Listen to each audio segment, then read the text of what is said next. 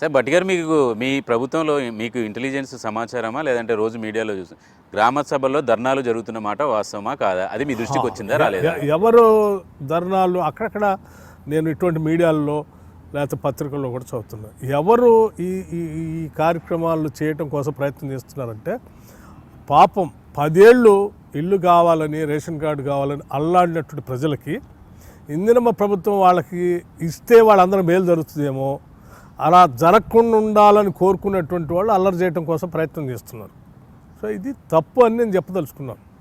దయచేసి గ్రామసభ జరుగుతున్నప్పుడు నిజంగా ఇటువంటి వాళ్ళ మీద ఏమాత్రం ప్రేమ ఉన్నా, ఇల్లు లేనటువంటి వాళ్ళ మీద కానీ రేషన్ కార్డు పొందనటువంటి వాళ్ళపైన ఏమాత్రం అభిమానం ప్రేమ ఉన్నా కానీ నాకు తెలిసి ఆ గ్రామంలో ఉన్నటువంటి వాళ్ళందరూ గ్రామ సభలో వాళ్ళు నేరుగా అప్లికేషన్స్ పెట్టుకోవడానికి వీలైతే వాళ్ళు పెట్టుకోవడానికి సహకరించాలి.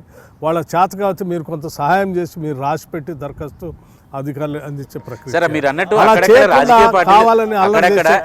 రాజకీయ పార్టీలు చేసే ధర్నాలు ఒక ఎత్తు అయితే బెనిఫిషరీస్ కూడా ధర్నాలు చేస్తున్నారు. పూర్తిగానే అలా కాకుండా అక్కడక్కడ గొడవ చేసి ధర్నాలు చేయాలని పరిస్థితి చేస్తే మీరు వాళ్ళకి మేలు చేయాలని ఆలోచన కంటే వాళ్ళకి అవి రాకుండా ఉండాలని కుట్ర దాంట్లో దాగి కనిపిస్తుంది. అటువంటి కుట్రదారులు అందరినీ కూడా నేను రాష్ట్ర వ్యాప్తంగా ఉన్నటువంటి ప్రజలందరికీ ఇళ్ళు కావాలనుకునేటువంటి వాళ్ళకి రేషన్ కార్డులు పొందాలనుకునేటువంటి వాళ్ళందరికీ నేను ఒకటే విజ్ఞప్తి చేస్తున్నాను.